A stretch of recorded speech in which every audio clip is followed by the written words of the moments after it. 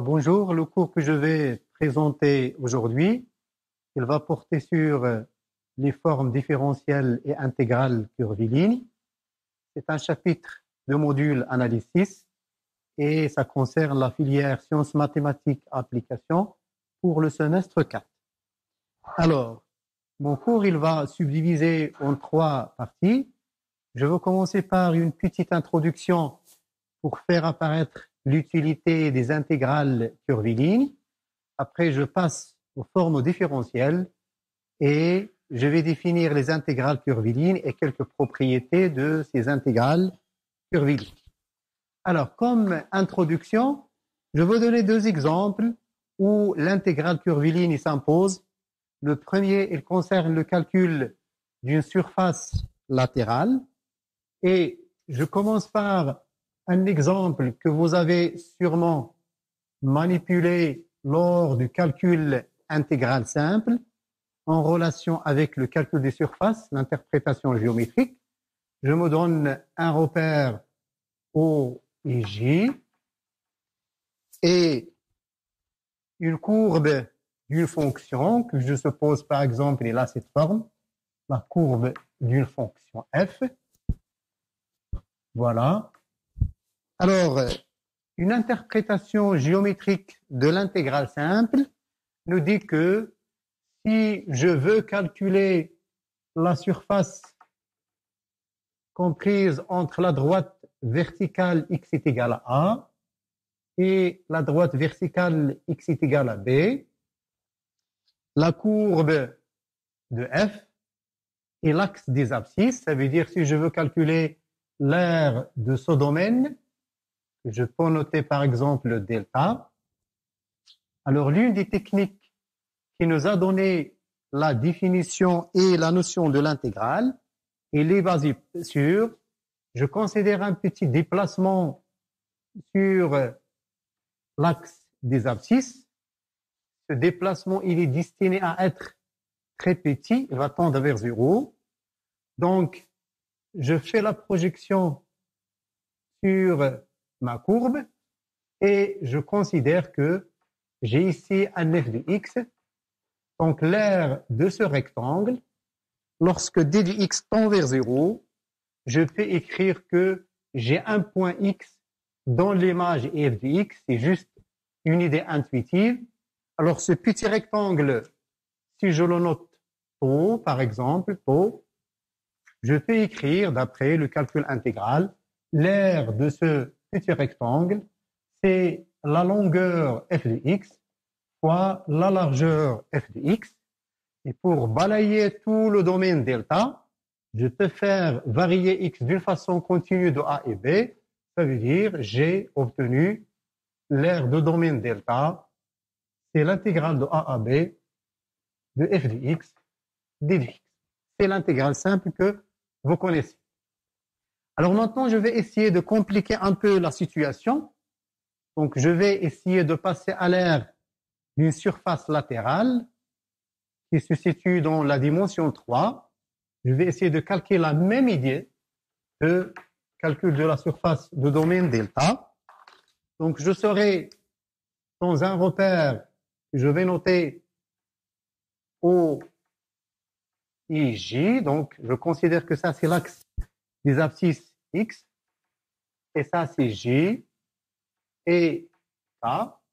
Donc, j'ai ici mon X, Y et Z. Je considère que j'ai une courbe paramétrée dans le plan OX, OY, donc une courbe C, qui a une extrémité grand A et une extrémité grand B. Alors, cette courbe grand C, je suppose qu'elle est paramétrée par la paramétrisation suivante. Donc, C, il est défini par, je suis dans un plan x est égal à x de t, y égal à y de t, avec mon t, il est compris entre deux réels A et B. Donc, le point A, il correspond à t est égal à A, le paramètre t est égal à A, Et le point B, il correspond à T est égal à B. Bien. Alors ensuite, je vais considérer un domaine dans le plan, bien dans l'espace, si vous voulez, que je peux considérer comme celui-là, dans l'espace, si vous voulez. Voilà. Alors, un domaine D. Et ce domaine D est là pour équation Z égale f de x, y, une fonction f qui caractérise le domaine D. Donc, chaque point de domaine est là l'équation z égale f de x, y. Je fais la projection de ma courbe sur le domaine D. Donc, je vais obtenir quelque chose comme ça, une projection, si vous voulez. Alors, je vais essayer de prendre le même point. Donc, une projection de cette forme, si vous voulez. Bien, alors, ce point a sa projection, si vous voulez, c'est ça. Un autre point ici, je considère que c'est ça, sa projection. Ce point, sa projection, il est là. Et ce point, c'est ça la projection. Bien, alors, je veux considérer que je peux voir la partie, pour cette partie, je peux la voir. Cette partie, elle est derrière, donc je ne peux pas la voir. La même chose, je considère que cette partie, je peux la voir. Et cette partie, donc si vous voulez, ça c'est ce point-là. Voilà. Bien, alors la question c'est est-ce que je peux recouvrir cette surface latérale?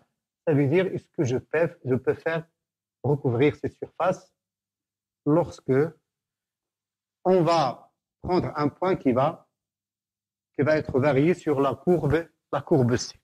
Donc l'idée de tout à l'heure, est-ce qu'on peut l'appliquer intuitivement? Donc si je prends par exemple, au lieu de dx, un petit déplacement curviligne d de s, c'est un petit déplacement curviligne. Ce ds, il est destiné à tendre vers 0. Je fais la projection sur la courbe. Donc je vais obtenir quelque chose comme ça. Lorsque ds tend vers 0, je peux considérer que j'ai ici z est égal à f de x, y. Je peux considérer, donc je peux voir cette partie si vous voulez. Donc ce qu'on vous demande, cette partie, c'est un petit rectangle. Lorsque ds tend vers 0, on peut l'approcher par un petit rectangle. Et j'applique ce que j'ai dit tout à l'heure. Donc l'aire de ce petit rectangle, tau, et je l'appelle tau, il est égal à la hauteur f de x, y, multiplié par la variation curviligne d de s qui est destinée à être très petite. Et lorsque je veux recouvrir toute la partie, toute la surface latérale, donc ce point, il va être varié sur la courbe C. Ça veut dire que c'est l'idée de tout à l'heure. Donc l'aire de la surface latérale, si je la note sigma, ça va être l'intégrale sur la courbe C de la fonction f de x, y, d de s, que je peux noter puisque A, il varie de A jusqu'à B, donc ça va être l'intégrale, en remplaçant T de A jusqu'à T est égal à B. Ma fonction f au point xt, y de t, et d de s de t. Je peux diviser par d de t et multiplier par d de t. Donc, je suis en train de définir ce qu'on va appeler intégrale curviligne. Ça veut dire que cette surface, il est donnée en fonction d'une intégrale curviligne. Alors, maintenant, je vais passer à un deuxième exemple où on voit apparaître l'utilité des intégrales curvilignes et ça va concerner le travail des forces d'un champ appliqué à une particule qui est en mouvement dans ce champ. Donc, je vais considérer que je suis uniquement dans un plan, rapporté à un repère orthonormé O et J, et que nous avons un champ qui s'applique à ce plan. Donc, pour chaque point, nous avons un champ. Un deuxième point, nous avons un autre champ. Lorsqu'on fait varier le point, le champ, il varie. Un autre point ici, par exemple, donc c'est un champ. Et ici, un champ. Et ainsi de suite, un champ. Donc, un champ appliqué à ce plan, je considère que j'ai une particule qui est en mouvement dans ce champ. Donc, sa courbe, par exemple, c'est ça, la courbe de la particule, voilà, au mouvement. Alors, cette particule, en chaque point, elle est soumise à un champ que je vais appeler F. Et si je considère un petit déplacement, que je vais noter D de R, alors le D de R encore, il est destiné à être très petit. On connaît que le travail élémentaire de cette force sur la particule, il est donné par la force scalaire, le déplacement, c'est de la physique. Et si je veux calculer tout le travail à partir, si le mouvement de la particule, il part d'un point A à un point B, ça c'est ma particule P. Si je veux calculer le travail, donc il n'est autre que le travail des forces, c'est l'intégrale sur toute la courbe de la particule de F x, y fois le déplacement. Alors, une autre fois, je peux utiliser l'expression suivante. Donc, c'est l'intégrale, si vous voulez, de f de x d'un t, yt, d de r sur d de t fois d de t. Si j'ai le t varie de a jusqu'à b, jusqu'à t est égal à b, si j'ai eu ma courbe, il est paramétré par un paramètre t de a jusqu'à b. Là aussi, je vois que j'ai ici une intégrale curviligne à calculer et qui m'a donné le travail de la force, des forces F appliquées à la particule P lorsqu'elle se déplace de A vers B. Voilà, donc ça c'est deux exemples où les intégrales curvilignes ne servent pour calculer des termes. Bien, alors maintenant je vais passer après cette petite introduction, je vais passer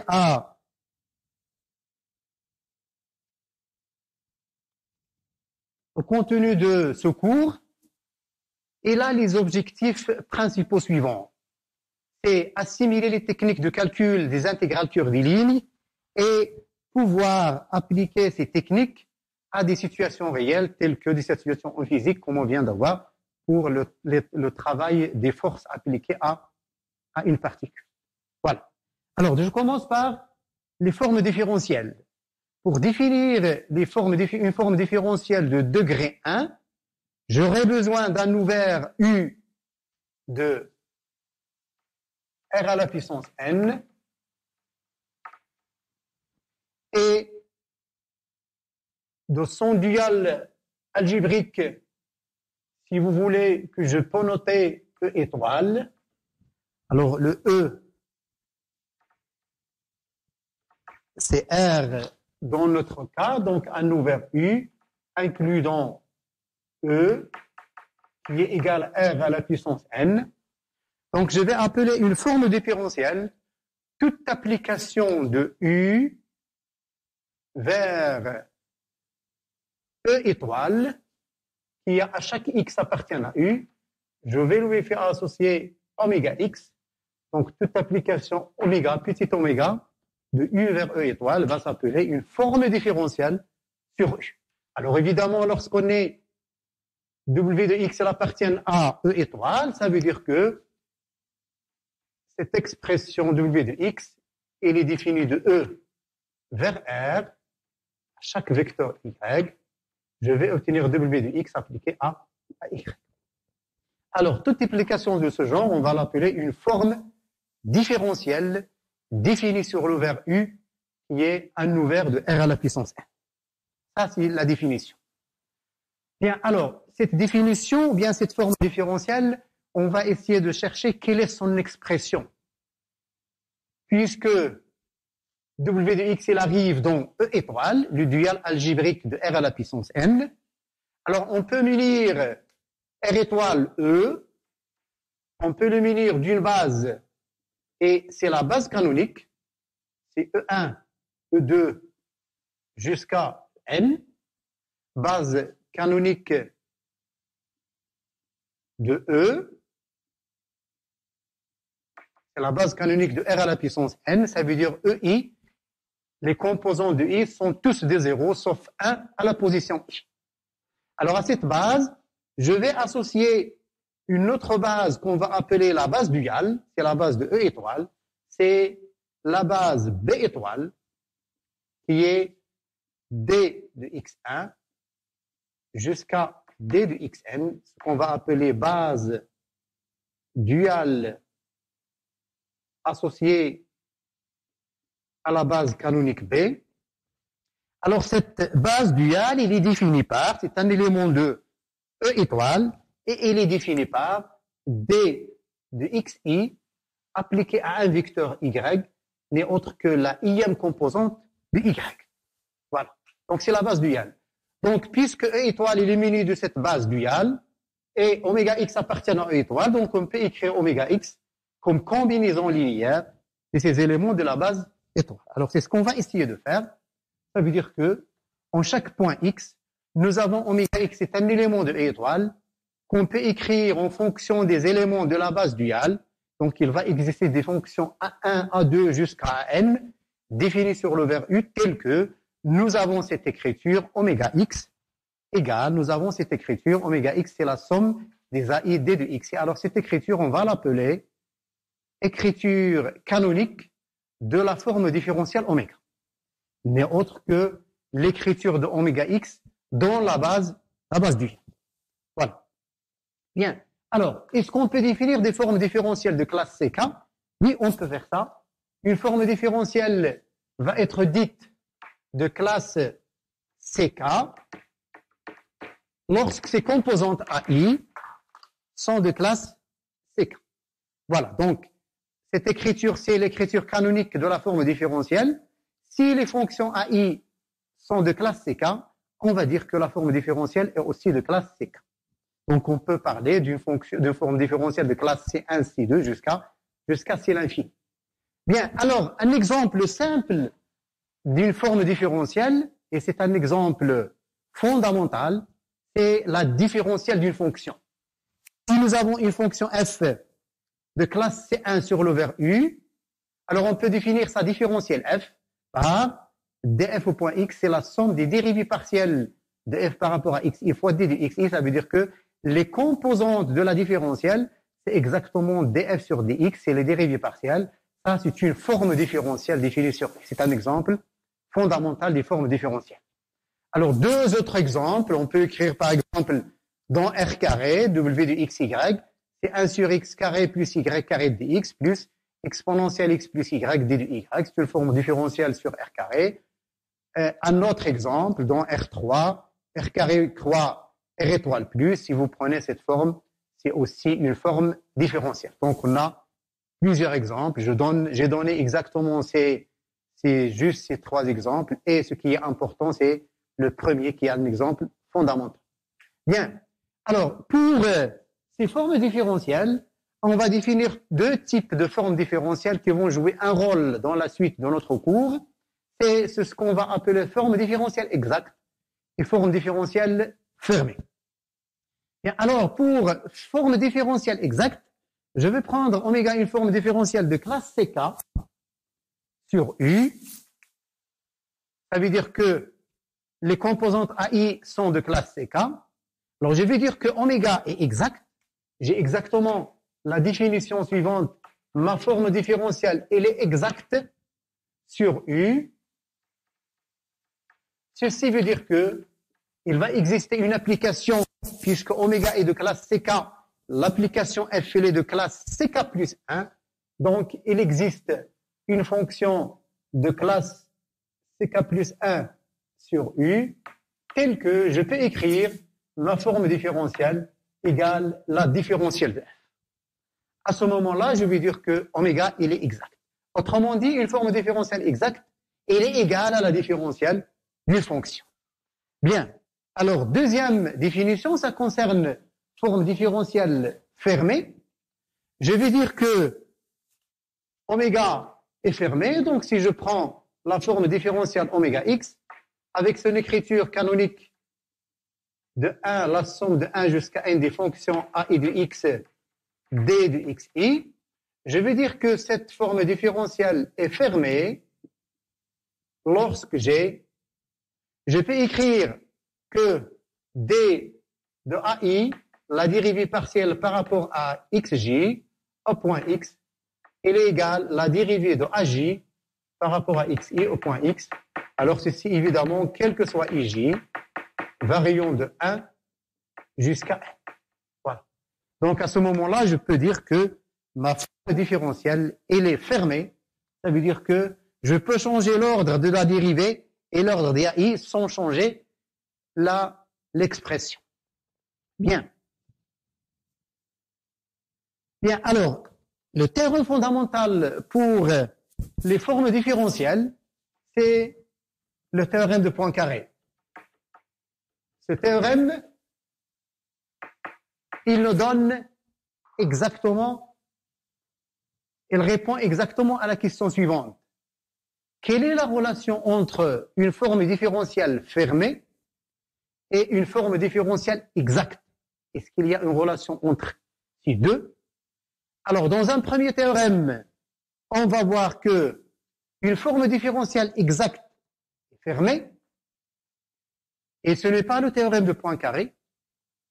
Alors, une petite démonstration de ce premier résultat, ça veut dire ce premier résultat qui nous dit que si oméga est exact, alors la forme différentielle est fermée. Pour pouvoir donner une petite démonstration, si vous voulez, on peut écrire ça, c'est facile. Alors, oméga exact, ça veut dire quoi? Ça veut dire que notre forme différentielle, elle est égale à la dérivée d'une fonction. Puisque oméga est de classe C1, la fonction f, elle est de classe C2. D'après l'écriture de oméga, l'écriture canonique et de la forme différentielle, donc je peux écrire que AI au point x est égal à la dérivée partielle de f au point x, quel que soit i, allant de 1 jusqu'à grand T.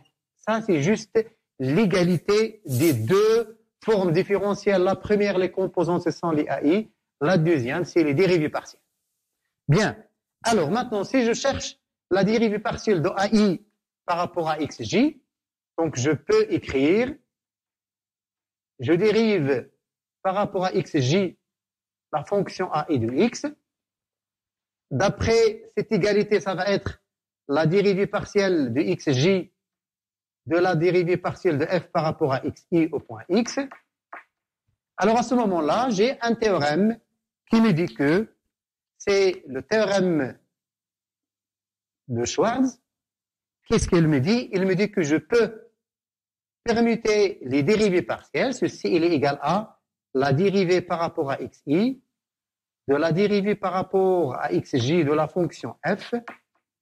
Et cette expression, c'est exactement aj.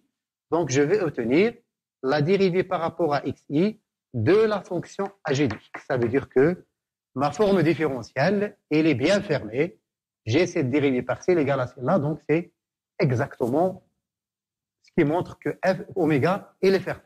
Bien. Alors, donc ça, c'est le premier résultat.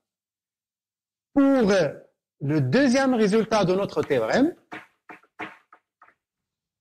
il va concerner la réciproque de ce premier point, puisque une forme différentielle fermée est exacte. En général, ça c'est faux. Donc c'est le deuxième point. qui est le théorème de Poincaré. Il va nous dire que si oméga est fermé, et on va ajouter une condition sur le vers U, une condition géométrique, U étoilée, alors oméga est une forme différentielle exacte. Donc c'est le deuxième point de notre théorème. C'est exactement ça, c'est le théorème de Poincaré. Voilà. Alors, une petite démonstration de ce théorème. Bien. Alors, oméga étoilé, ça veut dire qu'il est étoilé par rapport à un de ces points. Je vais supposer par une translation que U est étoilé par rapport à l'origine.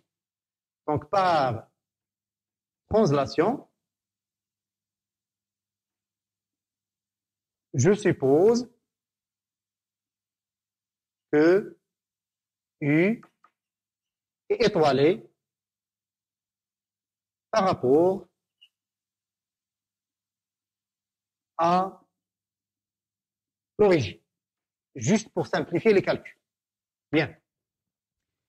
Alors, lorsque je cherche à démontrer que oméga est exact, je suis devant la question suivante.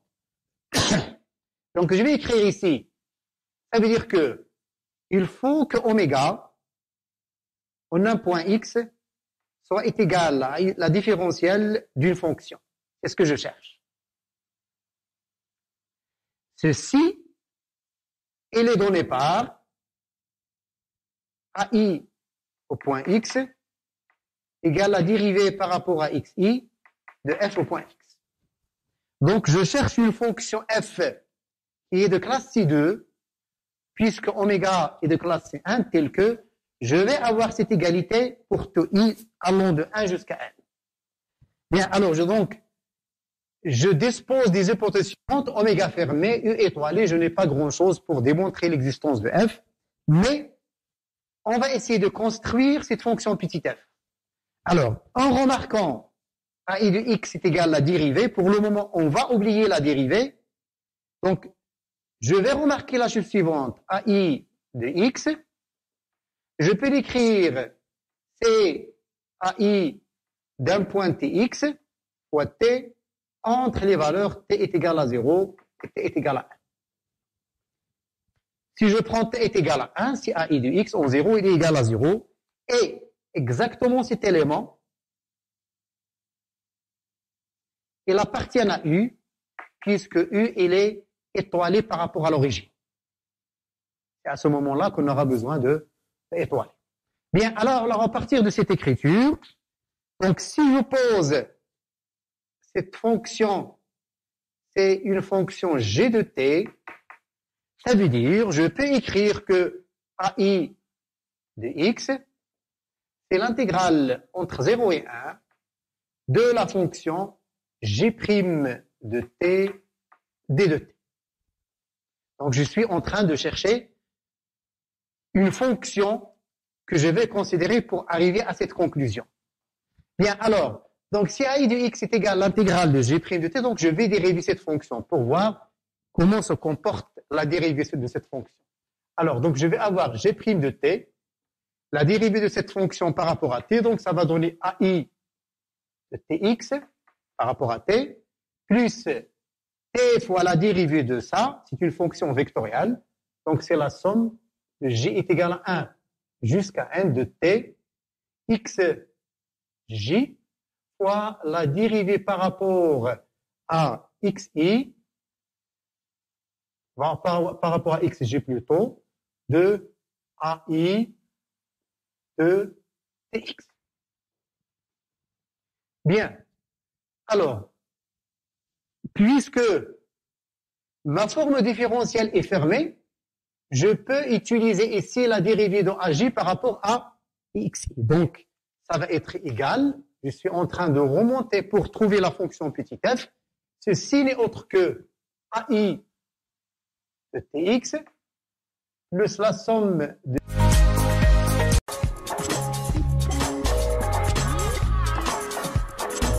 إن أعجبك الفيديو لا تنسى الإعجاب والاشتراك في القناة.